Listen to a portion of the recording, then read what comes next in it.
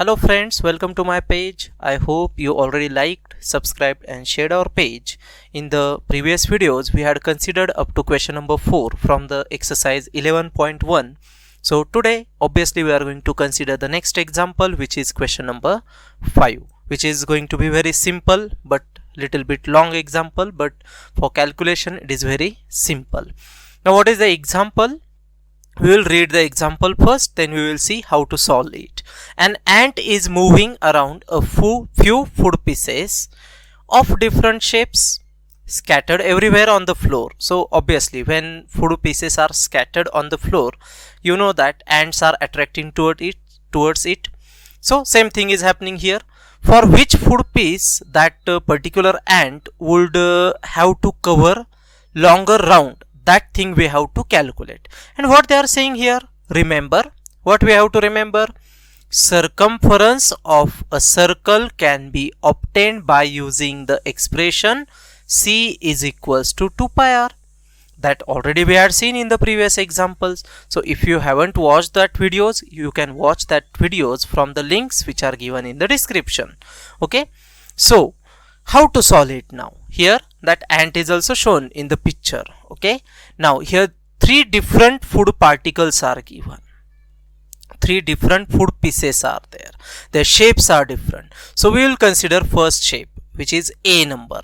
So here if we consider the shape, so what is the shape now? It is obviously semicircle, which we had considered in the question number 4 also. So semicircle. So how to find out the circumference of that particular semicircle?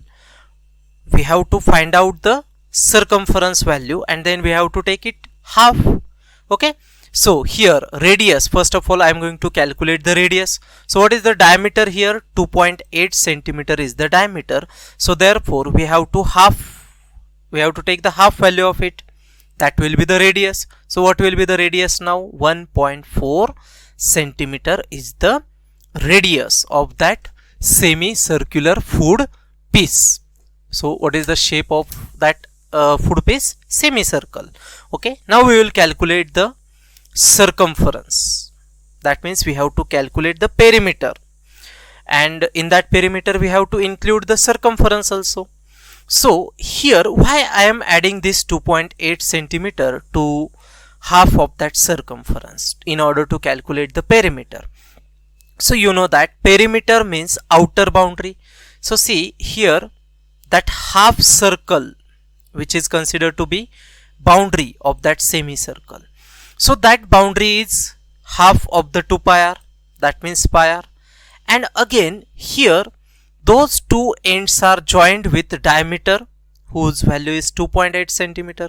So that is also considered to be boundary, and that value also we have to add in that value of pi r. Whatever be the value of pi r, that will be added to 2.8. So put down the values. 2.8 plus, what is the value of pi? We had seen in the previous cases, 22 upon 7 into 1.4 into 1.4. So this is the values of r and pi. Now here we can divide this 1.4 with the help of 7. 7 ones are 7, 7 twos are 14, and after decimal point 1 digit is there. So in the result also after decimal point 1 digit should be there.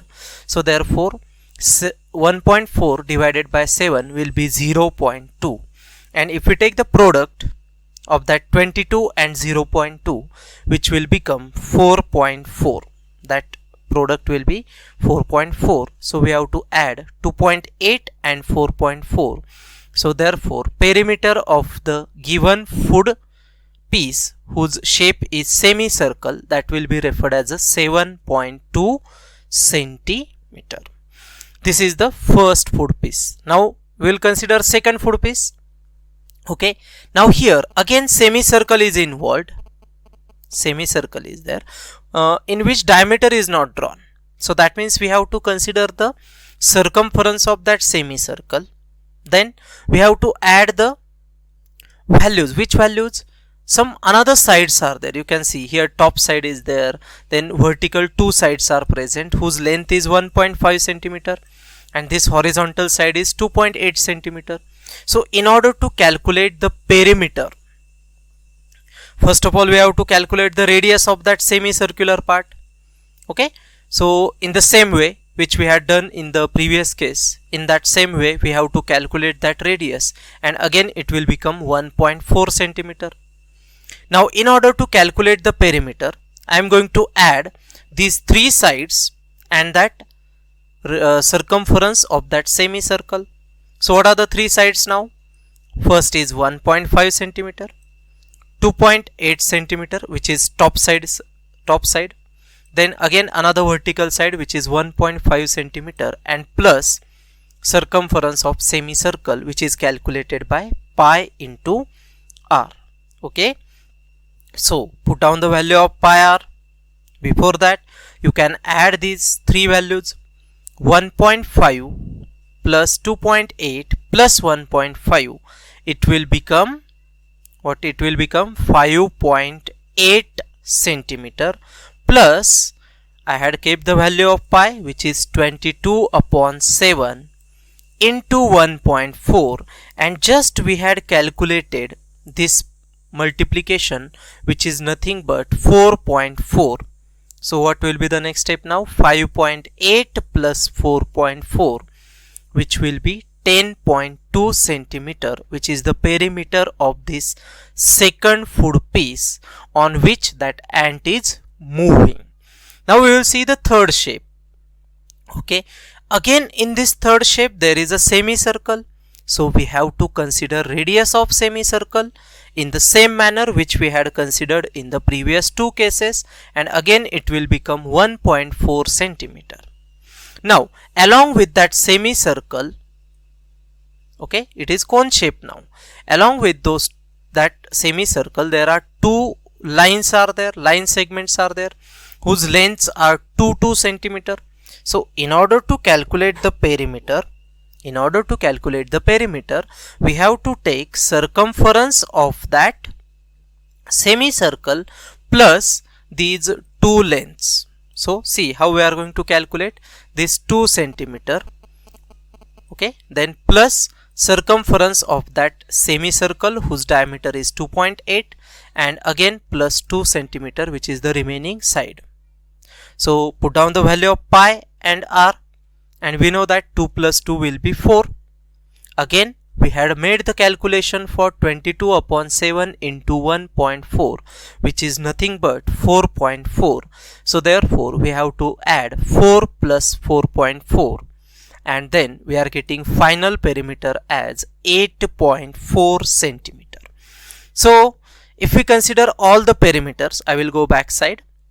First one is 7.2 centimeter, second one is 10.2 centimeter, and last one is 8.4 centimeter.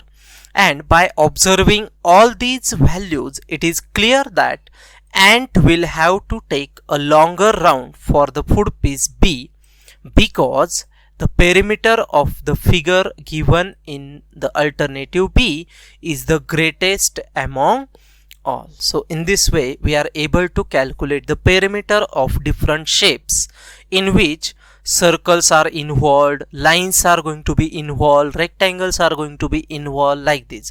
So which are the combination of some basic shapes, and by using all the combined formulas we are able to calculate the perimeter of the given shape.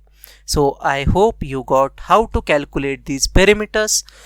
In the next lecture we are going to start the new exercise which is 11.2, and you are going to get the all videos regarding that exercise 11.2, and which is going to be very easy than the 11.1, because now you had learnt all the basic facts from the exercise 11.1.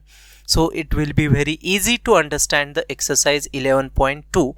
So for that purpose you have to like, subscribe and share our page, and also you have to press this bell icon so you will get updates of our future videos. So thanks for watching the video. Have a nice day.